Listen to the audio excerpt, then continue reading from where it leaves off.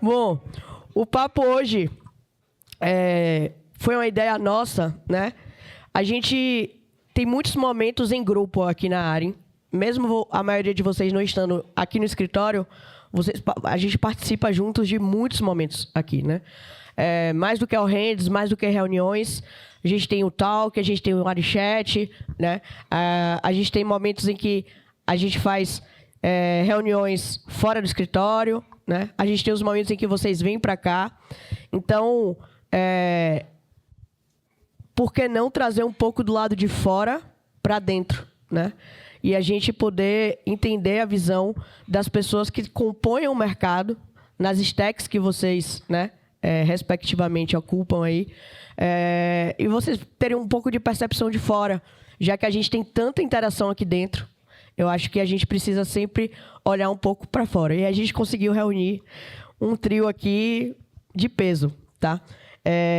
Para quem não sabe, para eles, eu fui Product Manager, né? Então, essencialmente, escrevi cards, escrevi histórias, debati muito, tentei garantir que existisse sempre essa unicidade da tríade, né?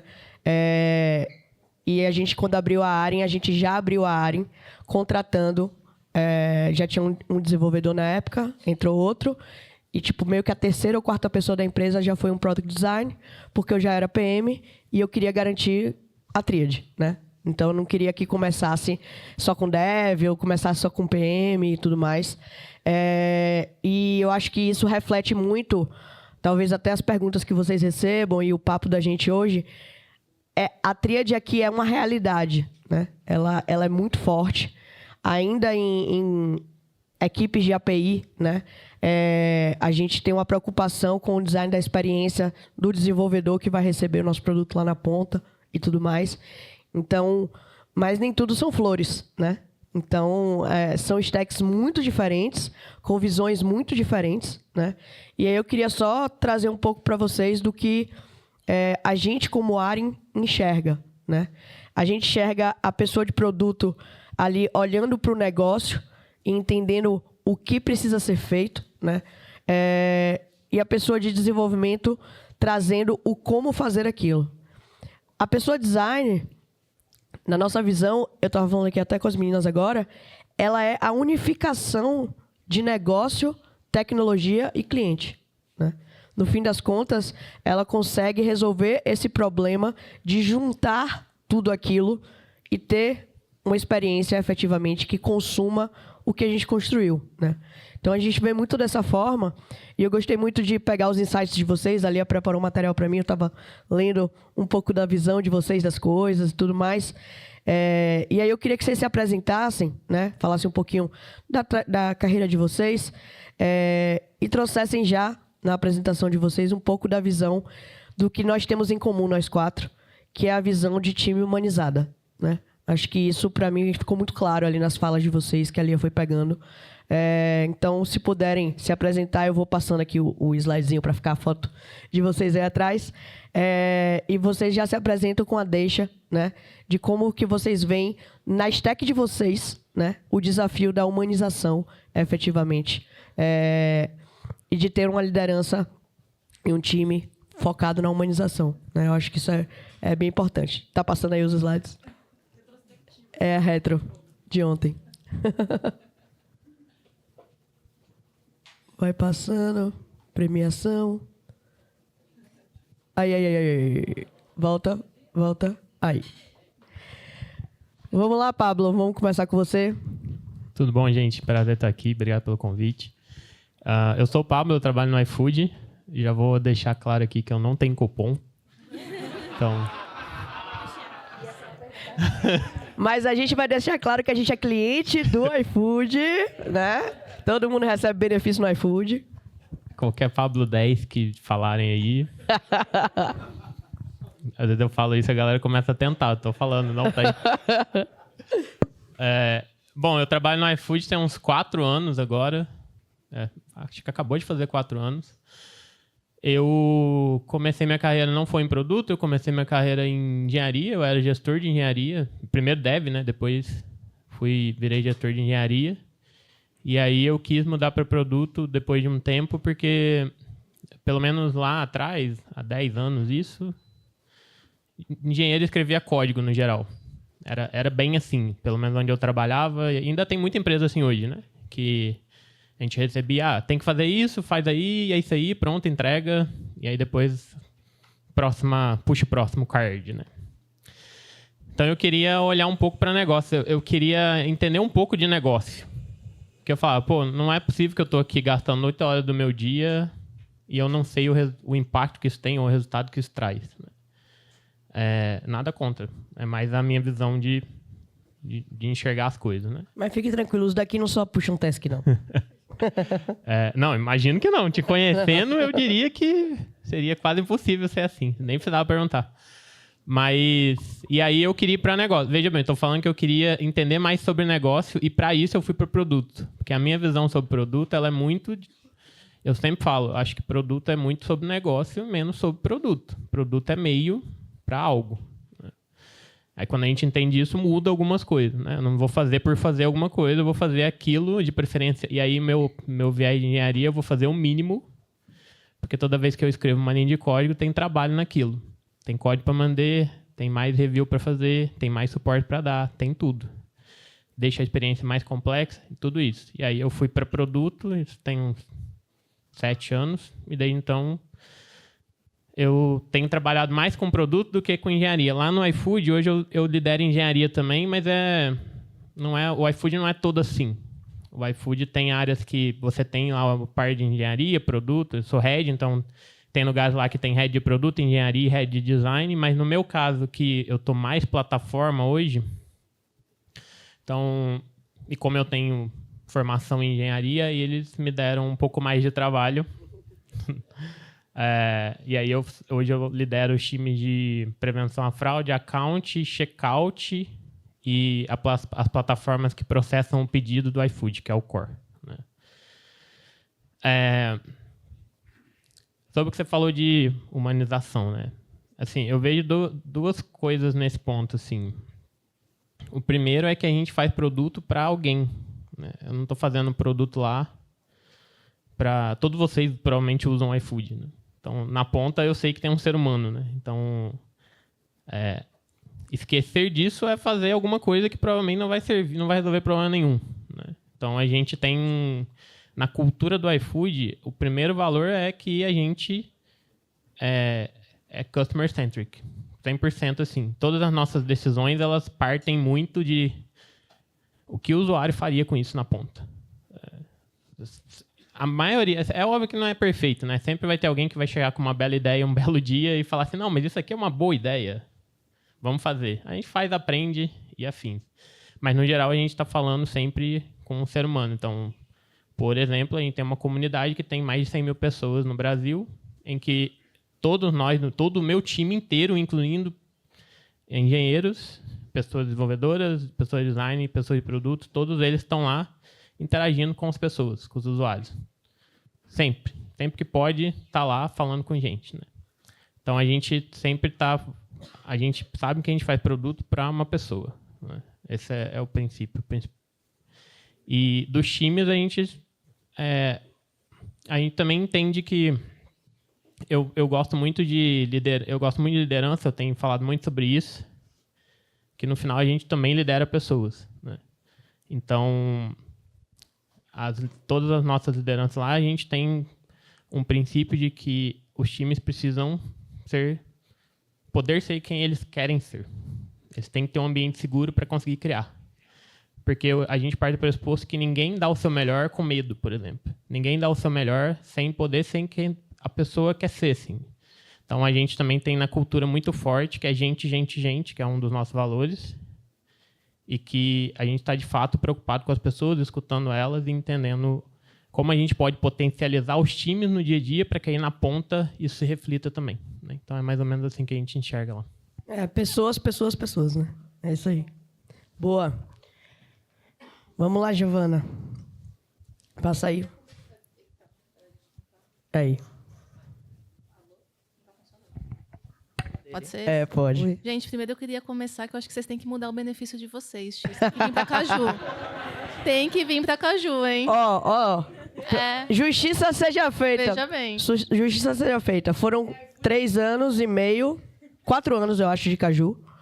Inclusive, no último Halloween, eu vim vestida de caju no final do mês. Caramba! Então, justiça seja feita. Está equilibrado aqui. A gente trocou recentemente e a gente está sempre aberto à negociação, tá? Olha, eu vou te dizer que vem novidades por aí. Inclusive, o time de design, engenharia, se quiser ver o nosso aplicativo novo que a gente tá lançando aí, ó. Vai curtir bastante. Eu quero mas- saber como é que vocês lidaram com aqueles saldos lá, que um não ia pra lá, outro não ia pra cá. Era um negócio de core business, de core bank ali, né? A gente tá aprendendo, né? Com o cliente, iterando, mas são coisas boas. Não, gente, era vem tudo por aí. culpa da Doc. Joga a culpa pra Doc. É tudo culpa da Doc. É, né? aqui, Nossa, aqui na gente, a empresa Doc- é tudo culpa da Doc, A foda-se. Doc é uma bênção e um problema ao mesmo tempo. É isso. Difícil, difícil. Qualquer coisa vem pra Aren, tá? Fique tranquilo. Posso perder o cliente, né, Aí, quem galera? sabe a gente não faz uma troca aí, Pois hein? é, pois- Né? Pode ser que vale a pena. Bom, gente, Boa. mas brincadeiras à parte, eu sou a Giovana, pra quem não me conhece. Hoje eu tô como head de design na Caju, tem 1 ano e 6, 7 meses, mais ou menos. E anteriormente eu passei por uma longa temporada de 12 anos no Itaú. E é bem engraçado essa história, porque eu jurava que eu não ia trabalhar em banco. Meu pai trabalhou Eu também. Então, é isso, gente, é isso. Meu pai trabalhou muitos anos no Itaú, eu via como era, assim, era maçante, era difícil. Eu falava, nossa, eu não quero isso para minha vida. E daí eu comecei a fazer faculdade e comecei a procurar estágio. E o melhor estágio que pagava era o quê? Era de banco. Então, eu entrei no Itaú com 19 anos e fiquei lá por 12 anos. Então, a primeira lição que eu levei da minha vida é nunca diga nunca. Porque você nunca sabe o dia de amanhã. Bom, mas falando rapidamente aqui da minha trajetória, eu entrei no Itaú, como eu comentei, bem nova. Trabalhei por muitos anos, acho que 6, 7 anos, os primeiros 6, 7 anos que eu passei lá, eu trabalhei como UX designer. Na verdade, eu comecei como arquiteta da informação. Não tinha esse negócio de product design, UX, UI não existia ainda. Tanto que a faculdade que eu fiz foi desenho industrial, não faculdade de design. Interessante Então- você falar isso de arquiteto da informação, porque eu não sei se você também concorda, mas eu sinto falta hoje de não ter no mercado pessoas especializadas em arquitetura da informação, né? Nossa, total, Tícia, é uma dor muito grande, principalmente quando a gente vai contratar novas pessoas, porque hoje a gente fica muito ligado na camada visual. Mas vamos lá, gente, um bom design system, com um bom código, um bom design, faça um prompt ali, crie uma IA, o Figma, agora com toda essa parte de AI, não é mais sobre tela. É sobre arquitetura de informação, sobre clientes, sobre experiência, sobre jornada. Eu também sinto falta disso. Fica a dica aí, viu, galera, para fazer uma pós em arquitetura da É informação. sobre. Mas, enfim, eu passei 7 anos lá trabalhando com segmento PJ, principalmente Itaú Empresas, enfim, back-office também, essas coisas. Os primeiros 2 anos eu não sabia muito bem o que eu estava fazendo, então eu só ia. Acho que eu passei meu primeiro 1 ano e meio, então, falando, o que eu estou fazendo aqui, gente? Mas faz parte. Depois fui encontrando novos desafios, daí sim teve uma mudança, não era mais arquiteto de informação, era UX designer. Na época tinha diferença ainda, então tinha o time de UI e o time de UX. Eu nunca entendi muito bem, mas enfim, era como era. E daí depois, acho que mais ou menos em 2016, o Itaú passou por um movimento de horizontalização da engenharia. Meio, né? Mas foi quando a gente começou a trabalhar de fato em tríade, em squads. Então já faz 9 anos que eu trabalho mais ou menos nesse modelo.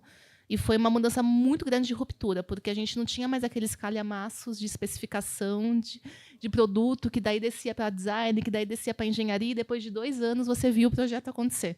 A gente não tinha mais backlog. A gente não sabia o que a gente ia fazer depois de 3, 4 meses. É papel? Era impresso mesmo, era impresso o negócio. Era assim, 200 folhas sulfites impressas ali. É porque codava em COBOL, né? Para você codar em COBOL, você debuga imprimindo. Você exportava ícone e você exportava ícone em PNG para subir no código, gente. Caralho. Era difícil, não tinha ícone em fonte ainda. Então, enfim, teve essa mudança, essa ruptura, então a gente começou a trabalhar nesse modelo de squad. E eu acho que foi um momento que eu mais aprendi. Então, pude trabalhar muito próximo do time de produto, de engenharia. Então, acho que essa forma de trabalhar, mais do que fazer sentido no final do dia, obviamente, na visão cliente, mas eu acho que traz um benefício também para a gente enquanto profissional. Porque não tem como eu criar um produto ou um serviço, ou eu resolver uma dor, na verdade, né, no final do dia, se eu, enquanto designer, eu não conheço de produto e eu não conheço de engenharia. Então, tudo que eu sei hoje, principalmente de engenharia, eu devo muito ao trabalho com as pessoas engenheiras que eu trabalhava no dia a dia ali, back-end, front-end, enfim, mobile, para conseguir me tornar uma profissional melhor. Então, aproveitem esse modelo de tríade, enfim, aprendam. E também o contrário, né? Não aprendam só a gente como designer com produto em engenharia. Aprendam também engenharia e produto com design. Porque é muito bom a gente ser designer. Eu amo a minha profissão, então eu sou meio suspeita para falar sobre isso. Mas aí, enfim, fazendo um time skip aqui, na minha última passagem no Itaú, eu estava como head de design system. Então, hoje nenhum front-end ou mobile consegue me enrolar, porque eu conheço muito bem. Abre o código aí para a gente ver o que está acontecendo. Mas, enfim, foi quando eu pude liderar um time de mais de 80 pessoas, de engenheiros, produtos e designers. E daí eu acho que é muito parecido com o Pablo, como a gente faz tudo, então eu não liderava só design, liderava produto, liderava engenharia. E a gente fez, enfim, o design system do Itaú acontecer de uma forma escalável, atende mais de 30 marcas. E daí foi quando eu recebi a proposta para vir para a Caju para fazer acontecer também, enfim, tudo de melhor que eu pude aprender na minha passagem no Itaú, dentro do contexto da Caju. Então, hoje eu estou lá liderando um time de design. A gente trabalha de uma maneira horizontal, então a gente atende todas as unidades de negócio da Caju, no modelo também de tríade. E daí até sobre a questão de pessoas, né? Eu acho que também no final do dia é tudo sobre pessoas. Porque se você não tem um time engajado, um time motivado, com propósito e com com um conhecimento muito intrínseco de quais são os problemas que de fato a gente está se propondo a resolver, como que essas pessoas vão vir para o trabalho realmente querendo dar o melhor delas? Eu acho que isso não acontece. E isso passa muito pela liderança. Não é sobre micromanagement, não é sobre eu ficar cobrando o dia todo, é sobre a gente ter combinados também. E sermos também lideranças que a gente apoia, a gente não pune. Porque, no final do dia, se a gente só cobra, a gente não ouve, a gente também não escuta, a gente não desenvolve as pessoas, como que a gente vai criar um elo de confiança, né, no final do dia? Então, eu trago muito isso para a minha vida. Acho que muitos exemplos de pessoas gestoras que eu tive que foram exemplos para mim, ou pessoas gestoras que talvez foram exemplos de coisas que não serviam para mim, mas também é bom ter esses exemplos na nossa carreira, para a gente conseguir se formar enquanto líder, né? Eu lidero times desde 2019 e eu não me vejo fazendo outra coisa a não ser liderar pessoas, inspirar pessoas, enfim. Então, é onde eu me encontrei muito no final do dia. Hoje eu não desenho tela, eu não faço mais isso. De fato, o meu maior trabalho no dia a dia é desenvolver, inspirar, liderar e dar os caminhos, não falar o que o time tem que fazer. Porque senão, né, gente, não adianta. Né? Então, acho que é um pouquinho disso, um pouco da minha visão sobre liderança humanizada. Muito bom, muito bom. Vamos lá, Fernando. Olá. E aí? O último lado da tríade, né? O que sustenta? Vamos lá. Me escutam bem? Sim, sim. Sou péssimo com o microfone, mas vamos lá. Bom, sou Fernando Seguin, acho que estou no meu maior desafio de carreira, talvez, que é empreender na Guardia, que é uma plataforma core banking. Dica aí. A gente produz tecnologia para quem quer construir plataformas, soluções financeiras. Então, eu gosto de dizer que nós somos a tecnologia por trás de empresas como a Arin, como Bankly, entre outras. Então, estamos nos preparando para lançar o nosso produto. Antes do Bankly, antes da Guardia, eu tive uma passagem de 5 anos no Bankly, né, ajudando a carpir esse mata de Banking as a Service. Né, então, foi uma empresa pioneira naquele momento, lá em 2019. Fiz carreira lá dentro como engenheiro de software, depois me tornei tech lead, fui testando as primeiras funções de liderança, né? Tech lead, líder de arquitetura e, por fim, head de engenharia e produtos. Liderei alguns produtos como conta, onboarding, enfim, cripto. Foram tantos produtos que passam por mim ali de alguma maneira que é difícil até de sintetizar isso em poucas palavras em si. Mas acho que para falar um pouco de liderança humanizada, acho que uma coisa que era muito interessante na cultura do Bankly, que eu trago para a Guardia também, é o pensamento de engenheiro de produto. Né? Eu tive a oportunidade de fazer Federal da ABC, e depois eu troquei para a FIAP, para concluir minha graduação, e vivenciar esses dois universos, né? De uma faculdade pública, orientada à inovação, orientada à academia pura, ali, e depois ir para a FIAP e viver o ecossistema de produto me fez pensar de maneira mais sistêmica enquanto produto e levar isso e ajudar, né, a levar isso lá dentro do Bankly como parte da cultura, né? Tanto que a gente brincava que lá os engenheiros eram engenheiros produtores, né? De fato, eles buscavam ir além, entender produto, e a gente acabou, enquanto engenheiro, a gente acabou influenciando o time de produtos, o time de design também, a olhar para o valor do código e entender que escrever código só por escrever não é relevante, mas existe a necessidade de escrever código bom e com qualidade. O produto que está sendo entregue para o cliente, ele tem que ser estável, ele tem que ser escalável, ele tem que ser dinâmico. E só consegue fazer isso com uma base sólida em termos de plataforma, em termos de engenharia. Hoje, na Guardia, a gente traz esse valor e a gente escala esse valor utilizando a inteligência artificial, né? Acho que todos aqui estamos sendo impactados por isso. E um princípio que a gente estabeleceu na Guardia é de Human-Based Powered by AI. Ou seja, a gente constrói software a partir de conhecimento humano, com capacidade humana, e a gente se impulsiona, a gente se alavanca, acho que é um privilégio de ser startup. Nos primeiros passos, acho que a gente pode testar muito mais em comparação a empresas já consolidadas, né? Então, a gente vem testando muita coisa em torno de IA para ser mais produtivo e para colocar, principalmente, aí eu vou falar mais pela perspectiva de um engenheiro de software, mas principalmente acabar ou eliminar esse viés que se diz a função do engenheiro de software, vai acabar o engenheiro de software, vai acabar o engenheiro de produtos, porque a IA vai substituir. Não vai mudar, isso é fato. A forma como a gente constrói produtos hoje, produtos digitais principalmente, vai mudar, e coloca uma responsabilidade muito maior na mão de nós, enquanto profissionais, que é saber se comunicar melhor. A gente tem que aprimorar a comunicação, porque a IA ela vai ser uma síntese de tudo aquilo da forma como a gente se comunica. Então, se você se comunica com clareza, a IA vai saber entender bem e ela vai saber construir software para você. Se você tem dificuldade de comunicação, naturalmente isso vai se transparecer na forma como você está construindo. Acho que essa é um pouco do que eu vejo e como que a gente tem construído aqui a Guardia. Boa. Então, temos isso em comum, né? Eu acho que tem um ponto... Deixa eu voltar para cá. Tem um ponto que a Giovana falou sobre elo, né? Sobre conexão, que eu acho que todos nós devemos sempre lembrar disso. Para as conversas, para as trocas, é muito difícil você conseguir fazer com que uma pessoa faça algo sem que aquela pessoa tenha conexão com você, né? É quase impossível. Então, toda vez que a gente estiver falando da tríade, né, a gente precisa estar falando de conhecer, de fato, como é o universo do outro. Como funciona o universo do outro. Por que o outro está falando aquilo? De onde vem aquilo? Né? De onde vem aquela especificação? De onde veio aquela estrutura? Ou para onde vai aquele negócio? Né? Então, acho que se a gente não se pergunta isso, qualquer coisa que venha, né, como requisito, vai vir de um lugar frio. E você vai devolver de uma forma fria. Né?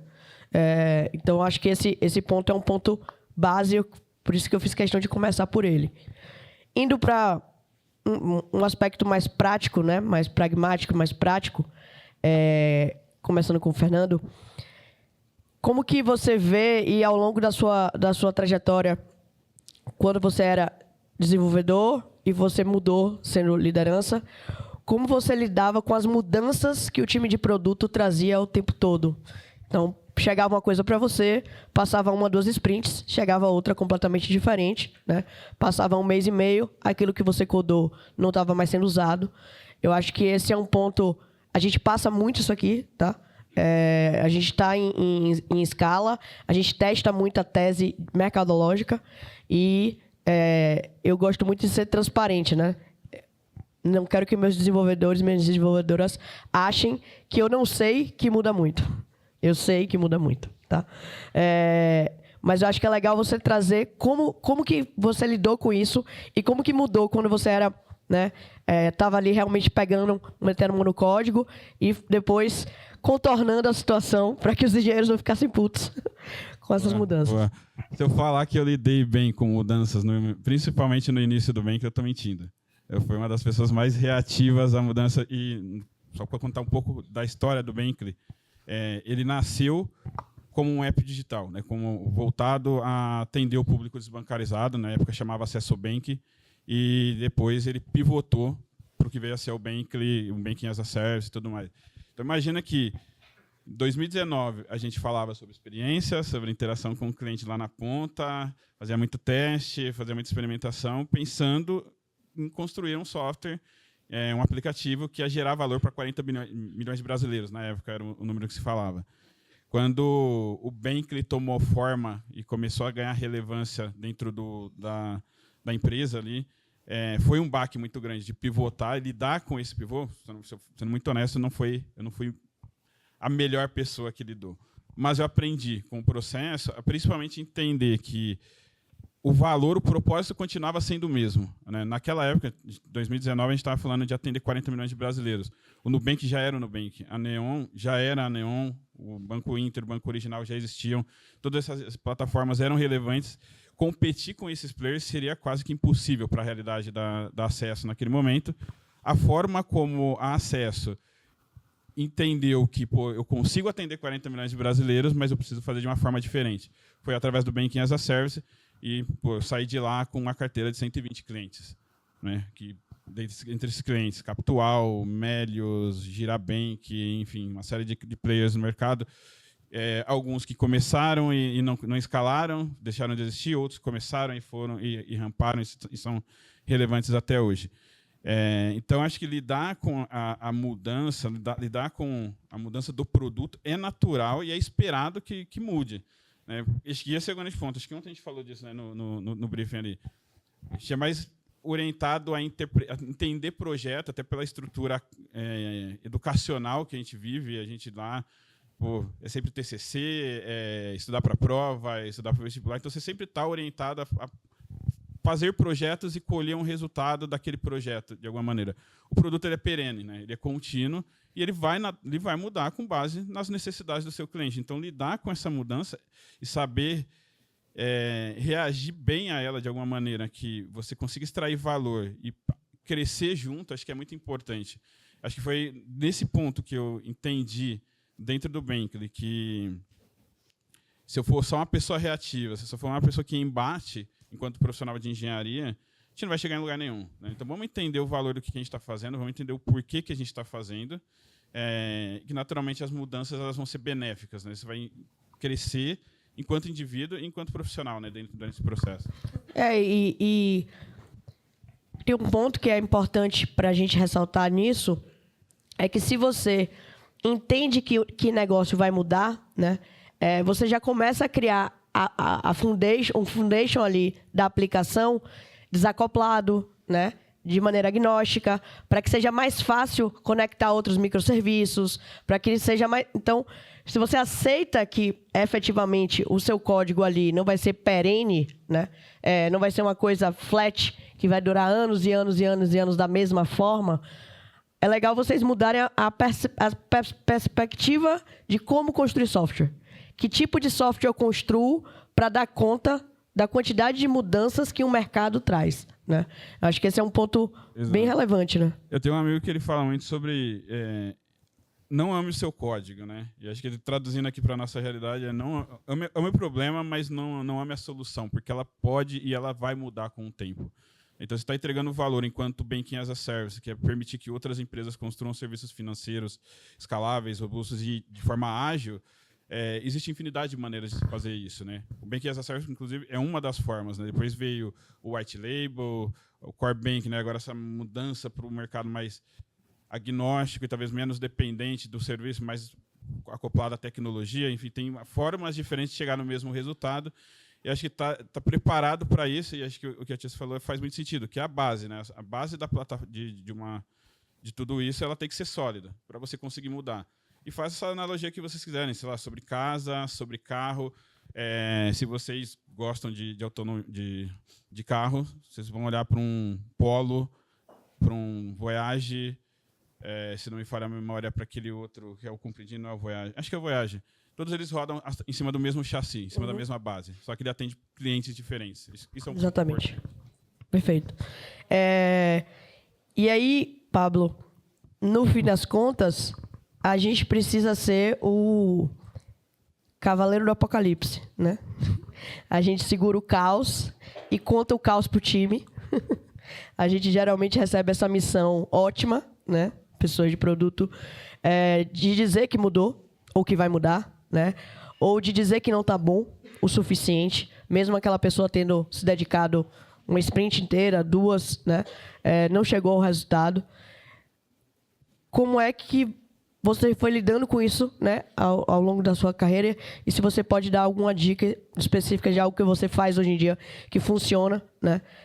Porque, de fato, é um cargo, é uma cadeira amarga, né? Em geral, a pessoa de produto dificilmente traz boas notícias. É bem difícil, né?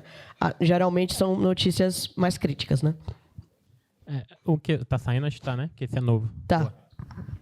O que eu enxergo disso, o que eu sempre fiz desde lá atrás, assim, eu sempre falava para as pessoas, a gente não prevê o futuro. Porque se a gente prevesse o futuro, seria fácil, né? A gente nunca ia errar. Só que a gente trabalha, isso há 10 anos atrás era menos até. Mas eu ainda assim achava já que era um mercado acelerado. Hoje é um mercado hiperacelerado. São variáveis e variáveis, tecnologia é uma coisa insignificante, não é mais diferencial a tecnologia. A experiência é o diferencial, é a interação que você tem na ponta com o usuário, se você está resolvendo o problema dele ou não, que é o diferencial, porque tem tudo de tudo. Tem muito de muito, né? Então, se você não faz bem feito, e entrega e resolve de fato o problema. O usuário quer só que resolva o problema dele de forma simples, mais simples possível e de preferência barata. Se você fizer isso de maneira constante, provavelmente esse usuário continua com você, no geral. Aí por isso que entra em mercados que as coisas viram commodity, porque a briga vira por preço, porque já não tem mais experiência, todo mundo faz bem, tecnologia todo mundo tem, vai ser briga por preço, né? E você entra num mercado que é ruim no fim do dia. Mas o que eu falava para todo mundo, no geral, lá atrás, toda a trade, eu sempre trabalhei em trade. Eu acho que eu tive essa sorte, assim. Desde que eu comecei a trabalhar, eu trabalhei em trade. Lá atrás, ela não funcionava tão bem. A gente era uma trade, mas a gente trabalhava... Tinha trade, a gente falava, era PO ainda. É o PO, o X Designer, nem era Pro Designer, uma coisa mais nova, né? E engenharia. E a gente trabalhava lá, tentava trabalhar junto. Mas o que eu já falava naquela época é que todo plano, nenhum plano sobrevive à execução, assim. E às vezes a galera, como engenheiro, ficava assim, nossa, mas isso aqui não serve. Eu gastei um mês fazendo, vou ter que jogar fora. Vai ter que jogar fora. Porque lá atrás, a gente tomou a decisão, isso que às vezes eu acho que as pessoas, se elas colocam na cabeça, elas sofrem menos. Quando a gente tomou a decisão há 3, 4, 5 meses atrás, a gente tomou a decisão com as melhores das intenções possíveis. A gente não tomou a decisão pensando que a gente vai jogar isso aqui fora. A gente tomou a decisão com o conhecimento, com o cenário, com a leitura de cenário, com a estratégia que a gente tinha, com o que a gente conhecia naquele momento. Exatamente. Eu não pensei 6 meses atrás assim, não, eu vou de propósito aqui colocar um negócio que vou pôr para o desenvolvedor, para o PD ir lá, entrevistar o usuário, gastar tempo. Aí dali a gente vai desenvolver, o PM vai fazer PRD, documentação, eu vou gastar lá 3 meses, de propósito eu vou jogar fora depois. Não é isso. É porque a gente... O que eu sempre falo para os meus times lá o nosso papel, essa é a minha visão sobre gestão de produto em si. Não é fazer produto, não é... Produto é só meio. O nosso papel é reduzir a incerteza de estar errado. Porque como a gente não sabe se o que a gente está fazendo vai dar certo ou não, a gente só vai saber no exato momento que o usuário usa na ponta, tudo que a gente faz tem um grau maior ou menor de incerteza. Quando é uma coisa muito incerta, que a gente tem pouco conhecimento, pouca variável, é onde a gente deveria gastar mais tempo no antes, que é o que a galera chama de discover. Quando a gente vai fazer alguma coisa que já é estado da arte, que a gente já sabe muito, tipo, sei lá, eu vou fazer um core bancário. Eu tenho que ter um mínimo lá para funcionar, né? Tem que fazer transferência. Pelo menos um ledger, né? Isso. Esse mínimo aí, beleza, você tem menos incerteza. Provavelmente você vai lá, você vai fazer isso, aí beleza, você tem uma incerteza de tomar uma decisão de tecnologia, qual tecnologia usar, o que também não é tão incerto hoje em dia, pela quantidade de literatura que tem de tudo também. Você vai lá e faz aquilo lá que você já tem mais certeza. Tudo que é incerto, ele tem maior ou menor grau. Então, o que a gente faz lá é sempre tomar a decisão sobre gastar mais ou menos tempo para aprender se eu tô certo ou se eu tô errado. Perfeito. Então, quando eu tô falando isso por quê? Porque essa é a base para que depois o time entenda a hora que eu chego e fale assim, olha, mudou. Tipo, quando eu vou chegar lá no time e falar assim, ó, mudou. Mudou por algum motivo. Aí tem outro ponto que eu vou falar, mas isso aqui que a gente tá fazendo, a gente vai ter que virar 360 porque não é isso mais. A gente descobriu que não é mais isso que vai trazer o resultado que a empresa precisa. A gente não sofre uma rejeição. Às vezes as pessoas sofrem ainda, mas no geral elas já entenderam que é porque mudaram-se variáveis. Aí uma coisa que a gente fica esperto lá, que a gente traz para a camada de liderança, é o seguinte. Se muda muito, para mim só tem duas possibilidades. Uma é porque o mundo está sofrendo com eventos grandes. Então, por exemplo, pandemia.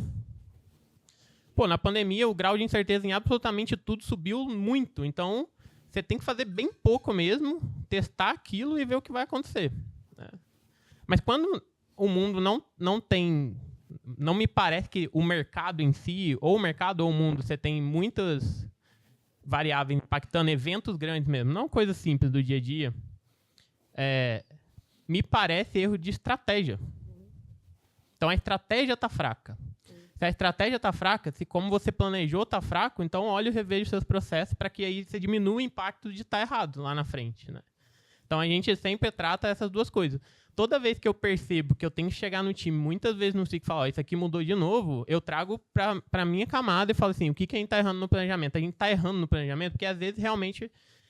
Por exemplo, agora a gente está o iFood está num cenário extremamente caótico. Está vindo um monte de concorrência que não tinha, que no passado tinha, mas agora não tem. Então, o que a gente planejou há 4 meses atrás, a gente mudou quase tudo. E não foi erro de planejamento, não foi erro de estratégia. Foi porque a gente foi aprendendo coisa nova durante o caminho. E quando é por aprendizado e não por ego, não porque alguém teve uma boa ideia e quer que essa ideia passe, ninguém sofre.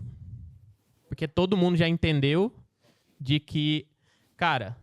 Isso aqui faz sentido, porque eu tenho clareza aonde eu quero chegar, eu sei a estratégia de por que eu quero chegar, e esse como que eu tinha falado que antes ia me levar lá, não me leva mais. Eu aprendi isso. Então, o aprendizado é a moeda mais importante que a gente tem quando a gente vai desenvolver produto. Se a gente aprendeu que está errado, aí não deveria sofrer nada, a gente deveria ficar feliz, porque a gente aprendeu antes, o mais cedo possível, de que eu tenho que mudar de direção. E os próprios times hoje lá no iFood, muitos deles vêm e falam, gente, isso aqui não vai levar mais a gente aonde a gente quer ir. A gente tem que parar. A gente joga fora o que a gente fez e começa de novo, quando a gente vê que realmente faz sentido. Porque a gente não pode ter apego ao código, a gente não pode ter apego ao produto, ao app, a gente não pode ter apego a uma funcionalidade. Elas só são meio para a gente conquistar aquilo que a gente acha que a gente quer, aonde a gente quer chegar. Né? Então, essa é cultura, é antes. Porque, imagina, é muito ruim você ter que ficar tendo que convencer a pessoa porque ela não acredita naquilo. Uhum.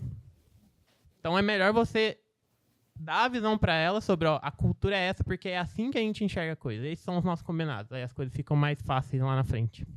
A gente conversou bastante sobre isso no off-site. A gente teve agora off-site de liderança. Né? E um dos pontos que a gente combinou, principalmente para o time de produto e tecnologia, é deixar a estratégia, independente da build builders ou da build da área IP, a estratégia ficar mais clara para vocês. Né?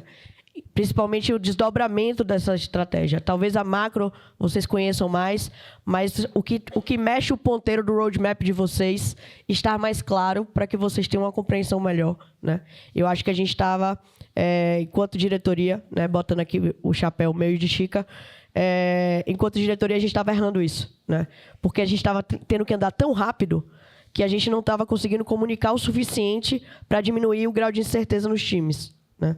Então, quando a gente escutou isso das lideranças de vocês, ressoou e a gente falou, a gente estava andando muito rápido demais e talvez comprometendo boas decisões que poderiam ter sido tomadas. Né? Então, vocês têm um compromisso, inclusive, da empresa, de daqui para frente poderem cobrar isso da gente, porque a gente já percebeu o erro.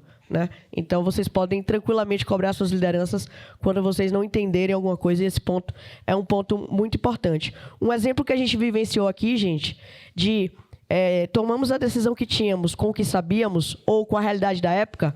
O Gabs, que está aqui, não me deixa mentir, o Isma, o Ti, a gente começou com o banco de dados do Cockroach, né? E quando o pessoal foi analisar o banco de dados do Cockroach ano passado, né? Pô, por que vocês fizeram em cima desse banco de dados? Porque na época, para o core bank da gente, era a melhor opção. Dentro do que a gente tinha, com as informações que a gente tinha, com a verba que a gente tinha, era a melhor opção. Então, mudar para o Dynamos, por exemplo, era algo que poderia existir se a gente crescesse o produto. Então, esse é o grande ponto. Se vocês não...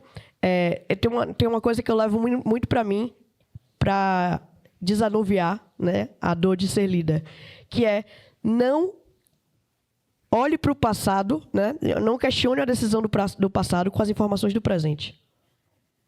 Isso muda muito, gente. Muda muito. Isso vale para a vida, né? Não só para o profissional, mas para a vida. Então, às vezes a gente olha para trás, com a informação que a gente tem, a gente julga. Mas lá atrás a gente não tinha essa informação. Então, não se julgue, né? Porque senão você vai apanhar feio do presente em relação ao passado. Sempre, né? Sempre. E aí, Giovana, um ponto que a gente tem em comum aqui, que é um desafio, que eu queria ouvir um pouco de você, é o Design System. A gente, graças a essas duas maravilhosas e um outro maravilhoso que está aí, Cheiro, com 2 anos de empresa, não foi? Eu acho, mais ou menos. 1 para 2 anos, a gente construiu o Design System, já. E isso facilitou muito. A gente tem produtos white label aqui. Isso facilitou muito. Mas eu acho que agora a gente está no desafio, que com certeza você enfrentou lá, em escala muito maior, inclusive, da manutenção do Design System. Né? Quando você vai criando novas camadas de complexidade, novos tipos de componente vão entrando, novas variáveis vão entrando. Então, se você puder falar um pouco sobre como contornar ou garantir, né, em relação ao Design System, sua experiência lá em um banco S1, né, referência como é o Itaú. A gente passa um pouco por isso, por ser... O Bradesco já é nosso sócio majoritário, né? A gente passa um pouco com isso, com o Design System deles, né? Eles têm as coisas bastante... Não pode ser assim, não pode ser assado. Então, termina que a nossa rapidez, às vezes, esbarra no Design System deles, quando a gente está fazendo produtos que atendem eles, né?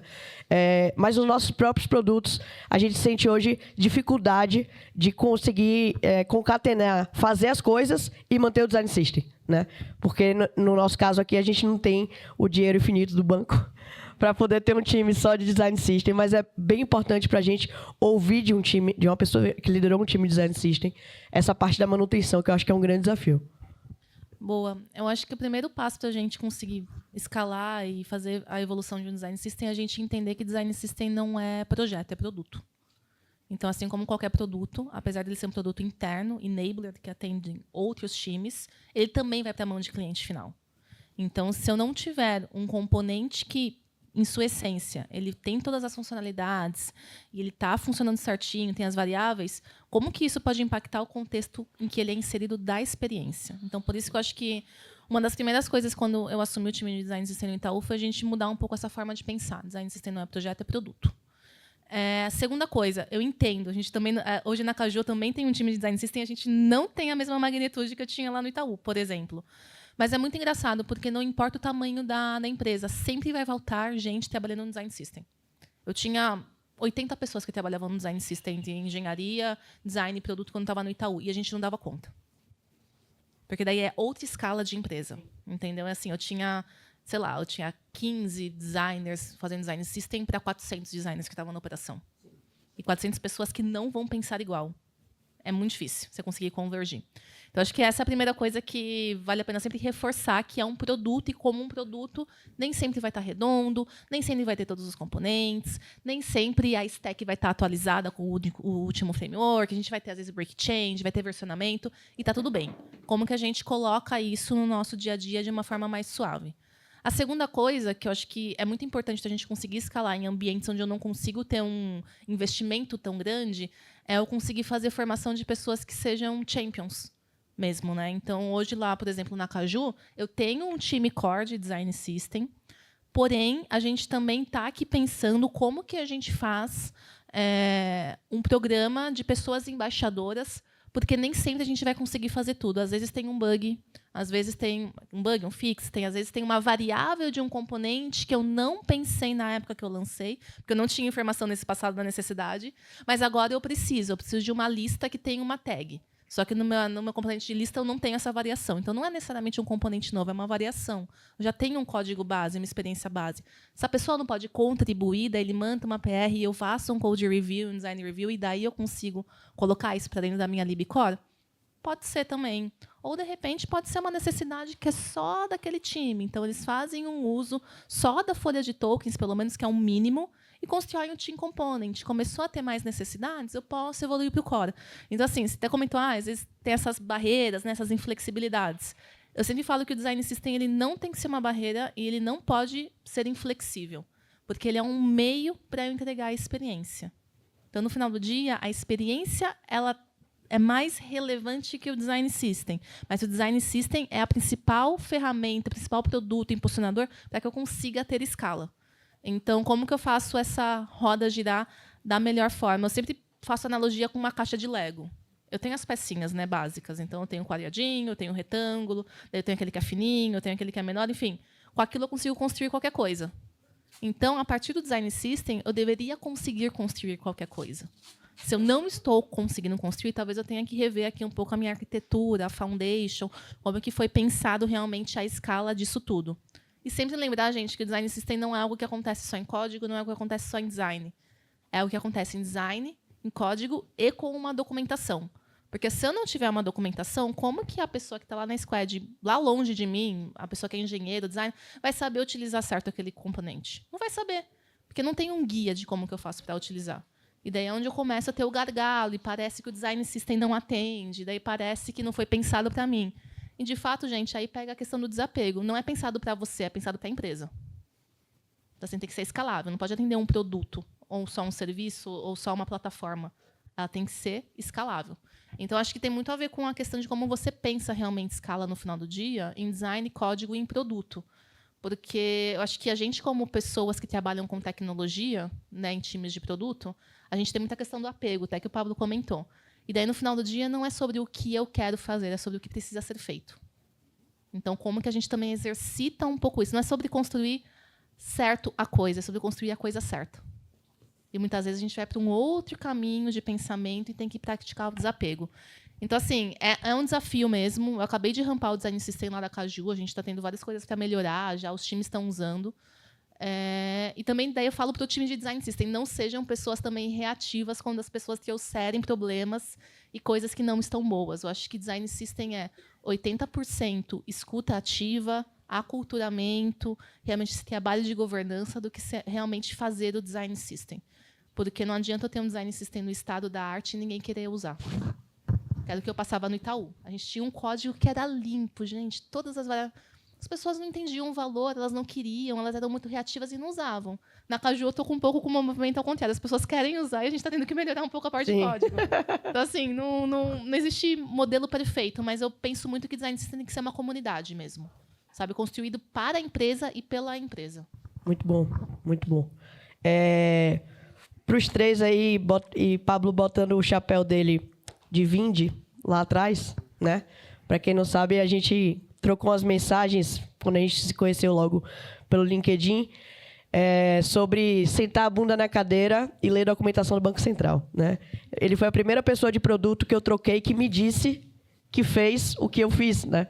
Porque todo mundo parecia, na minha visão, que conhecia do mercado financeiro já.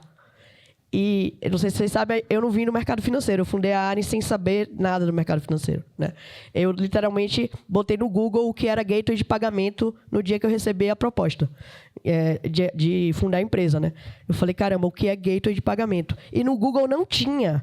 Tinha os sites da Pagar.me, tinha o site da Irugo, tinha o site de todo mundo, da Vindi, mas não tinha escrito gateway de pagamento, é isso. E eu, tipo, caralho, que merda é essa que eu tô me metendo? Que não tem nem no Google o que é, né?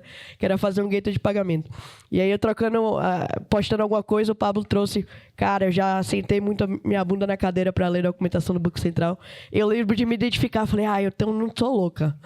Alguém também lê a documentação do Banco Central para poder saber mexer nisso aqui. Então, bote seu chapéu lá de trás da startup, né? Da época da startup. E aí, vocês, como Caju, como Guardian, prazo. Prazo é uma coisa que separa vocês três, né? É uma coisa que gera conflito entre todo mundo que está aqui, né? E eu acho que é um ponto que é interessante a gente ouvir as diferentes perspectivas e, principalmente, prazo em uma empresa que está em escala acelerado, com recursos não necessariamente suficientes para aquela escala, né? Então, é um pouco, acho, da realidade que vocês estão passando e que o Pablo já passou ali por um tempo. Como que vocês lidam com o assunto prazo, ou lidavam na Squad, né? Quando chegava, então, cara, preciso disso em 1 mês. Impossível construir isso em 1 mês, eu preciso de 2. Impossível em 2, eu preciso de 1 e-mail.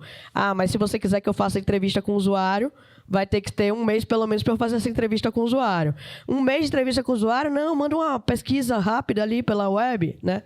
Então, esses bastidores que ninguém fala, né? Falem um pouquinho para a gente sobre isso e sobre como efetivamente lidar, né? A gente sabe que, tipo, é uma negociação e tal.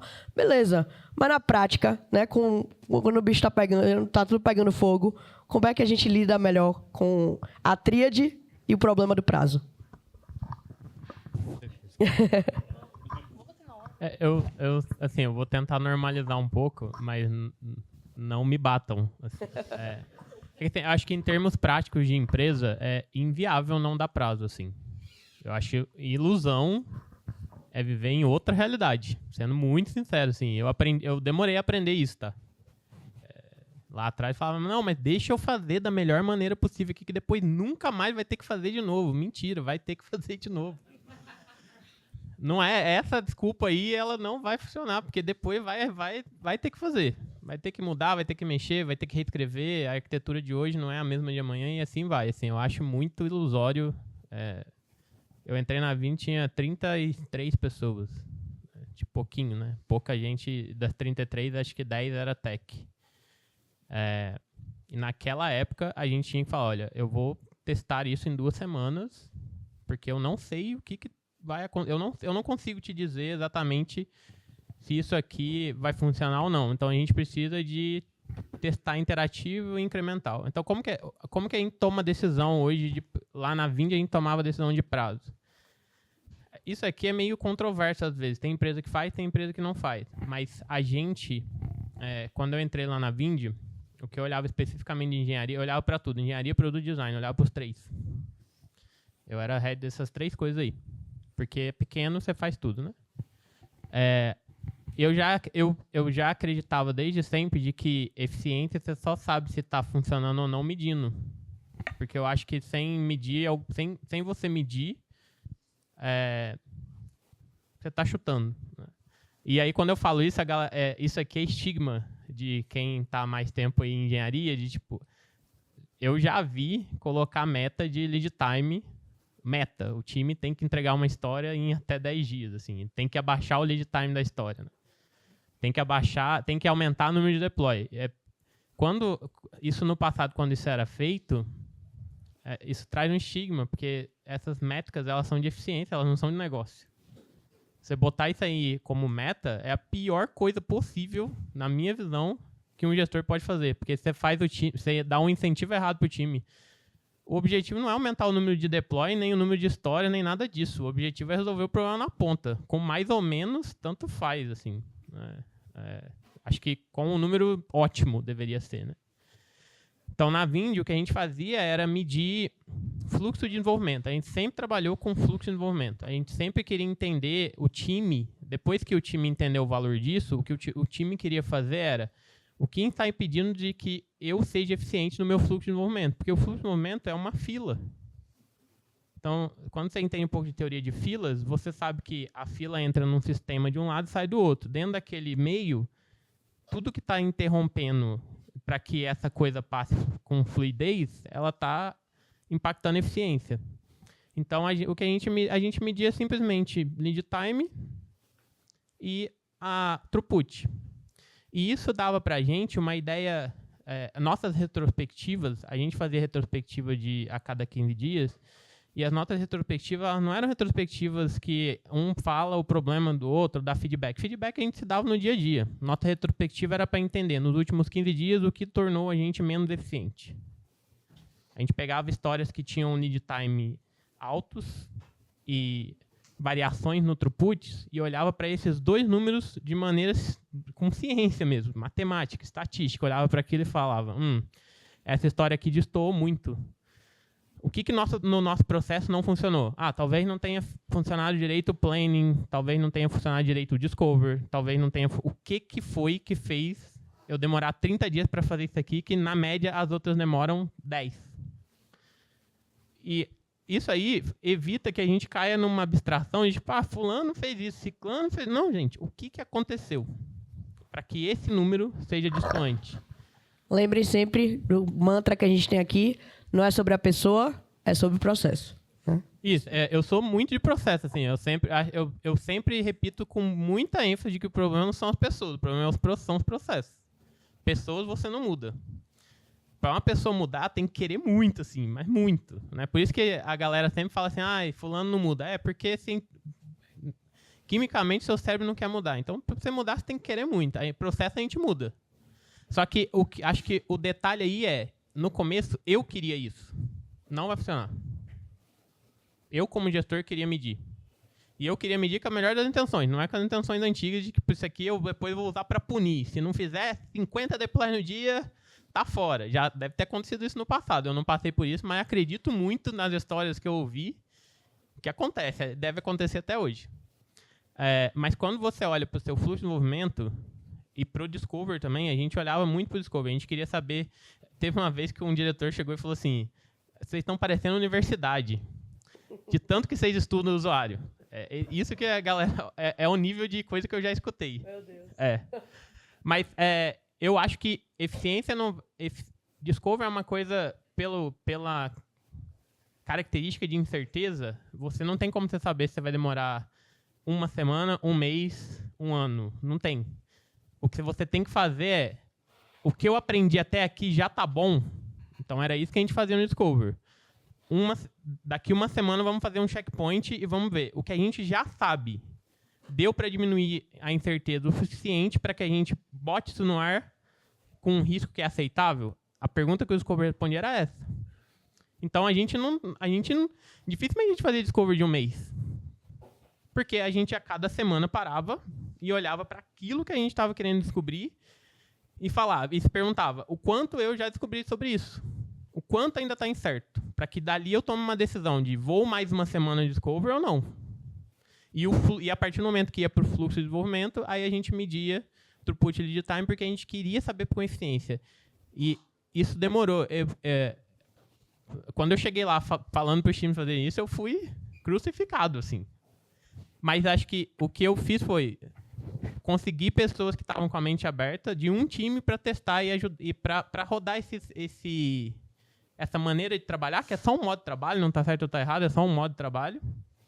E aí a galera viu, nossa, a gente não tinha visão sobre isso, a gente não sabia que a gente estava quebrando a história mal, a gente não sabia que a gente não estava fazendo discovery direito, a gente não sabia nada disso, e no final a gente estava sendo ineficiente. Quando as pessoas viram isso com dados, elas mesmas se engajaram dali para frente e eu não precisei mais empurrar. Né? Mas como que a gente dava prazo? Baseado nisso. Porque como a gente normalizava as coisas antes, a gente olhava assim, esse time aqui ele tem um throughput de 10 itens, 10 histórias por sprint, por exemplo.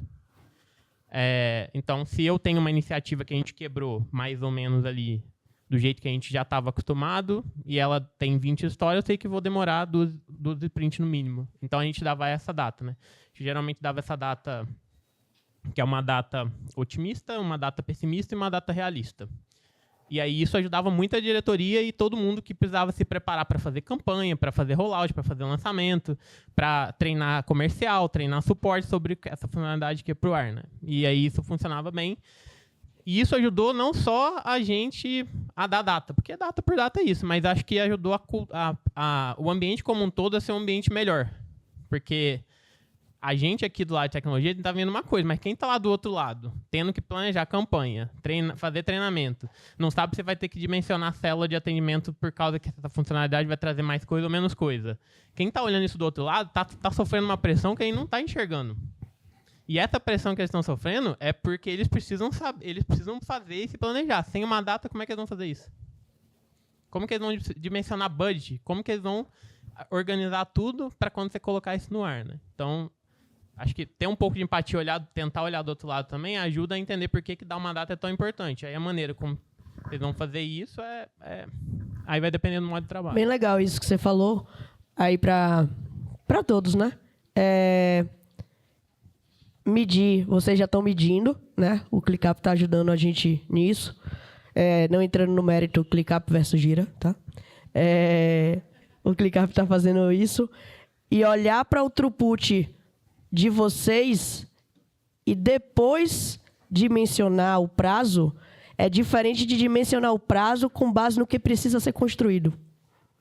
Pelo menos foi isso que eu peguei aqui do que o Pablo falou e achei bem interessante. Eu acho que a gente erra muito isso, tá? Aí falando principalmente para os PMs, quando a gente vai perguntar para a engenharia e para os engenheiros, quando eles vão responder principalmente, eles olham para o tamanho daquilo, para a complexidade daquilo e dizem, eu vou demorar 2 meses para fazer. E não, eles olham para o que eles entregaram ultimamente, quanto tempo efetivamente demorou e fazer um comparativo, né? Acho que isso é uma dica bem valiosa e que a gente pode aplicar bastante. A gente tentava normalizar. Óbvio que você ia vendo variações. Então, Sim, o claro. throughput ia mudando, né? Mas acho que o grande lance disso, que é a beleza disso, eu chegava na diretoria e falava assim, olha, para eu entregar desse jeito, com essas funcionalidades, com essa característica, eu vou demorar, sei lá, 3 meses. Olhando para dados. Levava o dado, mostrava o gráfico. Aí a diretoria, não, é o que você falou, 3 meses não dá. Falei, beleza, então a gente pode cortar escopo. Mudar a forma que vai fazer. Eu posso mudar a forma como eu vou fazer. E aí ficava muito mais fácil de negociar, porque, tipo assim, não dá para entregar isso tudo aqui pela vazão que o time tem. É isso. Aí eu, como diretor de engenharia, falava, olha, nem que eu coloque 3 pessoas aqui agora, para mudar o throughput, eu vou demorar, sei lá, 1 mês, 2 meses, 3 meses. As pessoas têm que chegar e têm que aprender. Esse throughput não vai subir nos próximos 3 meses. Então, a única forma da gente diminuir esse prazo agora é cortando escopo. A gente pode tomar uma decisão de falar, esse time precisa de mais throughput. Beleza. Então, beleza, eu vou tomar uma decisão de investir e trazer mais gente. Mas não é para agora. Não dá. Essa curva não muda. Então, a gente cortava, a gente negociava, temos que cortar então o escopo se a gente quiser que seja mais rápido. Né? Não tem mágica. Boa. Eu acho que a questão de prazo é um pouco polêmico, porque eu acho que existem alguns tipos de prazo. Quando é uma demanda legal, não tem negociação, precisa ser feito. Que nem quando começou a questão do Pix em 2019, até 2020 no Itaú, tinha uma data muda, gente, não tem o que fazer. Data muda, senão você vai pagar uma multa gigantesca. 26 de novembro, não esqueço. Ah, você não esquece. Então, assim, tem uma data, precisa ser feita, então a gente aqui, enquanto time, pelo menos no teu posto, vai fazer o melhor que a gente pode com o tempo que a gente tem. Data muda, ponto. Daí depois tem aquelas questões dos outros prazos. Ah, eu quero para daqui 2 meses. Daí a gente tem que entender. Você, pessoa que está vendo com esse prazo, é porque você quer? É porque tem algum problema de cliente que está pegando? Ou é porque simplesmente alguém acima de você trouxe esse prazo? Eu acho que tem uma questão, e daí não trago só para o design, tá, gente? Eu trago para a tríade mesmo. De que é a gente não só aceitar aquilo e sair correndo fazendo. Tem que ter uma questão de um poder de escuta ativa e negociação muito grande. Tá, mas me conta um pouco do que está por trás desse prazo. Por quê? Por que isso? Por que agora? Por que nesse tempo? Me dá um pouco mais de informação. Acho que o segundo ponto é o que o Paulo falou, assim, a gente não pode ignorar o conhecimento que a gente tem. Também, eu acho que é muito comum de tudo que vem novo, a gente querer sair fazendo discovery. Gente, às vezes eu tenho informação de cliente de entrevista que eu fiz há 6 meses atrás. Será que nesse meio tempo, a não ser que tenha acontecido alguma catástrofe global, mudou muita coisa? Então, assim, eu acho que tem uma questão também de reflexão interna do time que eu também gosto bastante. Apesar de eu ser designer, eu quero morrer quando o meu time vira para mim e fala assim, eu vou levar 2 meses para fazer um discovery. Eu falo, pelo amor de Deus, gente. 2 meses? O que é isso? O que vocês estão fazendo em 2 meses? Não tem tanta informação de mercado, às vezes, pesquisas que já foram feitas, benchmarks. Vamos beber primeiro dessa fonte e depois, de fato, entender qual é o campo que a gente não tem profundidade ou que pode ser o nosso diferencial para a gente aprofundar nesse ponto.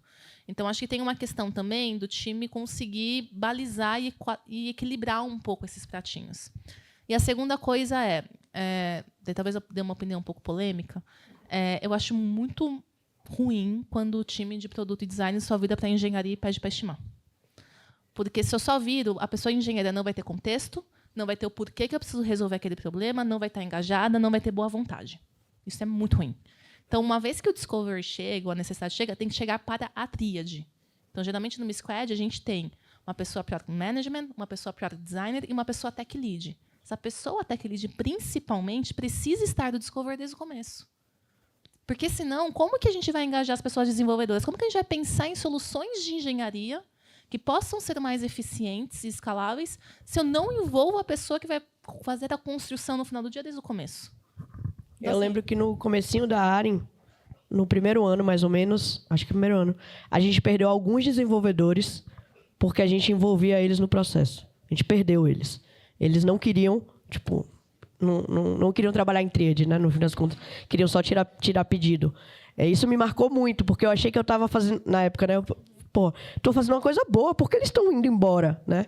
Mas aí depois foi se reciclando e os engenheiros e as engenheiras que efetivamente se engajavam com o processo, na verdade, gostavam. Então eu vi que, na verdade, eu estava com o time errado, né? Não fazendo uma prática errada, né? Exatamente, porque tudo tem relação com a forma como você pensa. Se você quer só sentar e codar, gente, vocês não estão fazendo produto.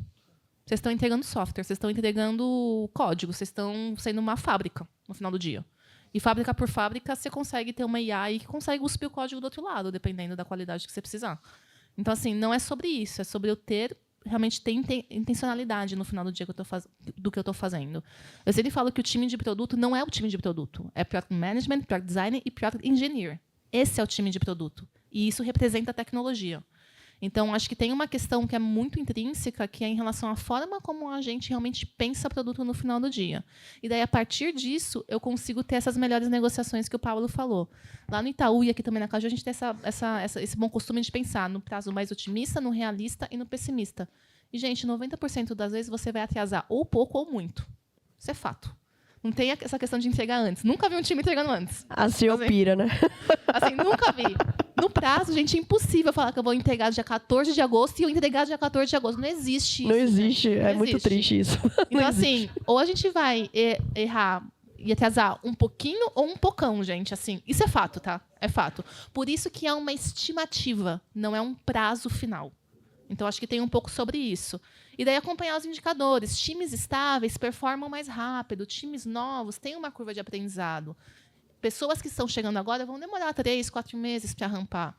Se alguém ficar doente, se alguém sair de férias, se der uma dor de barriga, o que a gente faz? Então, assim, existem fatores externos que a gente não consegue controlar. E também, no final do dia, tudo isso acaba caindo na questão de comunicação e visibilidade. Não adianta, sei lá, o stakeholder vir falar assim, preciso de 1 mês. Eu acatar aquilo e não tentar entender o que está por trás, e eu não trazer uma devolutiva e eu não dar visibilidade desses fatores externos que acontecem. Porque senão a pessoa vai entender que você vai entregar em 1 mês, vai chegar na semana que tem que entregar e fala assim, cadê o negócio? Não, a gente vai atrasar 2 meses. Você não me deu uma visibilidade, você não me deu um plano de ação, você não me deu uma proposta de mudar aqui um pouco, talvez. Porque isso é mais comum, principalmente em produtos que são novos, né? Produtos que já estão no estágio de melhoria contínua, dificilmente você vai levar 3, 4 meses para entregar alguma coisa, porque geralmente já está aqui na questão de evolução, base de métricas e tudo mais. Então, é um pouco como eu gosto de trabalhar, as partes de métricas para mim é essencial, conseguir metrificar, eu acho que até mais do que o lead time, é o idea to value. Quanto tempo, desde que eu tenho a hipótese de solução até a entrega de valor na mão de cliente que eu levo? Às vezes, a gente tem a perspectiva que eu entrego em 1 mês, mas 1 mês é só o lead time de engenharia. Às vezes, para eu chegar nesse final, eu tive essa ideia há 3, 4 meses atrás. Então, meu idea to value, na verdade, são 5 meses. Eu levo 5 meses para lançar um produto novo. Exatamente. Então, assim, enfim, eu divaguei um monte aqui, mas é um pouco como eu já experienciei e eu gosto de trabalhar. Boa. E aí? É aí que o bicho pega. Cara, na engenharia é sempre, né? Mas Uma coisa que o meu antigo diretor, Thiago, ele falava assim, cara, você tem 3 variáveis que você negocia, né? Geralmente. Prazo, tempo, o orçamento e o escopo. Curiosamente, sempre caiu no escopo, na minha jornada de Bankley. Sempre caiu. Por quê? Cara, o orçamento de startup, acho que na área não deve ser diferente, ele é escasso, ele é limitado. E o prazo, o tempo, ele é a variável mais escassa de todas elas, né? Por uma série de motivos, né? E no Bankley, eu tive a oportunidade de vivenciar 3 M&As em 2 anos. Um M&A de compra e 2 M&As de venda. E quem compra sempre tem ansiedade do para ontem. Isso é um fato. Quem compra sempre vai ter ansiedade do para ontem. Então, você tem essa malícia de entender o escopo, e acho que esse é o ponto que os colegas colocaram, de trazer o engenheiro para dentro do processo, é extremamente importante para entender o impacto e o que se espera com aquela solução, para aí você ser capaz de negociar com todas as cartas na mesa, com todas as variáveis de fato expostas. E aí eu trago uma visão um pouco de como a Nômade pensa, né? Acho que uma das coisas que eu carrego para mim e espero poder carregar para sempre é o valor que eles têm, né? De simples e com impacto, né? Ou seja, a solução ela tem que ser simples, o mais simples possível, e gerar o maior impacto possível. Isso pode soar um tanto controverso, mas faz muito sentido para a história da Nômade testar muito os produtos que eles fazem. E eles testam constantemente. Vocês pegarem recentemente os que eles lançaram na mídia, que eles se tornaram broker-dealer, né, que é equivalente a uma corretora no Brasil. Eles estão testando isso. Eu entrei na Nômade, eu fui para a Nômade em maio de 2024. Em fevereiro eu comecei a conversar com eles. E eles já estavam testando isso há pelo menos uns 2 anos. Como que eles iam fazer isso? Testando de várias maneiras diferentes, preparando a empresa para chegar nesse momento, ou seja, 2 anos, quase 3 anos depois, se tornar de fato uma corretora. Então, fazer o simples e gerar o maior impacto que você pode. Entendo, o impacto sei lá, às vezes melhorar o NPS, gerar mais receita, diminuir custo, né? Enfim, são várias formas de você provocar impacto no mercado que a gente vive. Mas acho que a solução simples ela é o ponto-chave aqui. E imagino que vocês trabalham com arquiteturas microserviços. Se você trabalha com microserviços, a base, o porquê que se chegou nesse modelo de arquitetura, foi pensando em eficiência, foi pensando em você conseguir trocar peças rápido. É diferente quando você está trabalhando numa arquitetura ainda distribuída, como um SOA, né, que é aquela arquitetura mais tradicional, os grandes sistemas conversando entre si, com sistemas de mensageria. Você trocar uma peça ali, você está falando de trocar talvez a turbina de um avião em pleno voo, cara, você não troca. Mas você consegue dar manutenção num componente ou eventualmente tirar um componente menor que você precisa aprimorar para poder gerar mais valor, gerar mais impacto, ser mais eficiente ou melhorar a linha de receita e tal. Você consegue fazer isso quando o microserviço ele é bem desenhado. Aí a gente volta lá no primeiro ponto que a gente falou, que é a base. Isso está em cima da fundação de qualquer plataforma que a gente vá construir na nossa carreira enquanto engenheiro. Então, acho que esse é um ponto mega importante. E aí, enquanto engenheiro, para mim, começou a fazer muito mais sentido tudo isso quando eu parei de olhar para estimativas hoje eu coloco dessa forma, me desculpe se alguém for contra, com a falácia dos pontos, ou do Fibonacci, ou do PMG e tal. Por quê? Ele funciona como uma abstração, mas no final a gente está falando em tempo. E tempo, ele é dinheiro. Então, você pode olhar assim, quanto que eu recebo enquanto salário, 1 hora minha custa tanto. Então, você consegue chegar num racional muito fácil de quanto que o seu software, a sua linha de código, custa para a empresa. Simples assim. Então, quando você começa a olhar a sua produtividade pela perspectiva de tempo, menos pela perspectiva de esforço, você começa a tomar melhores decisões. Porque, no final, todo mundo trabalha, na média, 8 horas por dia. Vou colocar dessa forma, né? Às vezes vai ter um dia que vai fazer um deploy a mais, outro não, e tal. Na média, a gente trabalha 8 horas por dia. Então, essa variável ela é a mais escassa de todas elas. Então, quando você é capaz de mencionar isso, trazer isso para uma linha de discussão, onde o que a gente quer entregar daqui 3 meses? Eu quero entregar uma evolução ao Pix automático, tal. Por mais que isso seja regulatório, talvez seja um pouco diferente. Mas, em 3 meses a gente quer entregar o Pix automático. Cara, tem N formas de fazer isso. Qual é a maneira mais simples de fazer isso para a gente gerar o resultado que a gente precisa, a gente provocar o impacto que a gente precisa e quem sabe lá na frente a gente evoluir aquela solução. Aí pode ser que a evolução seja descartar aquilo que você fez e começar algo novo. Pode ser isso. Esse é um ponto que a gente está passando agora com alguns escopos, em que a gente precisou tomar a decisão de mudar a arquitetura da solução para que fosse viável fazer no prazo que a gente precisa.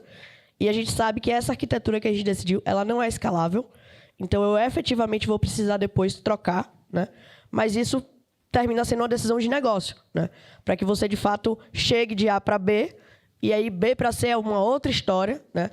Mas se a gente quiser fazer direto de A para C, né? Que eu acho que é um erro comum, de principalmente quem está começando na carreira, pessoas que têm uma senioridade menor, é sempre querer fazer o estado da arte, né? É sempre querer fazer o mais escalável possível, o código mais limpo, da melhor maneira, só que não necessariamente aquilo vai gerar o impacto que a organização precisa, no prazo que a organização precisa, para que gire o dinheiro, a folha possa ser paga, né? E a gente continue com o negócio. Então, falar de dinheiro eu acho que é muito importante, tirar esse elefante da sala, né? Porque efetivamente, às vezes, não é uma questão de precisar, né? Ou de querer. Eu acho que é muito uma definição de perspectiva de aonde você quer chegar. Você está indo para B ou você está no Z, né? E esse Z você quer fazer porque você quer o estado da arte. E a gente brinca aqui bastante que produto que não vende ou que não é usado não é produto, é arte, né? E aí a gente não pode cair na falácia de ser uma product designer que vai produzir arte, um PM que vai produzir arte. A gente está aqui para vender. A galera tem que usar, né? Então, foda-se se você vai usar a arquitetura que saiu no último, na última apresentação do Nubank, que todo mundo ficou babando. Porra, se não dá para fazer aqui, não dá para fazer, velho. É encarar isso e fazer com o que tem, né? Eu acho que esse pragmatismo ele é muito importante. Queria abrir para dúvidas, perguntas, comentários que vocês queiram fazer, né? Acho que a gente passou aqui por pontos bem distintos, né? Tentamos falar um pouco de pessoas, tentamos falar um pouco de priorização, falar de métrica, falar de prazo, né? Falar dos desafios mais de uma área, mais de outra. Tentei passear aqui pelos temas para que vocês se sentissem minimamente representados em todos os temas.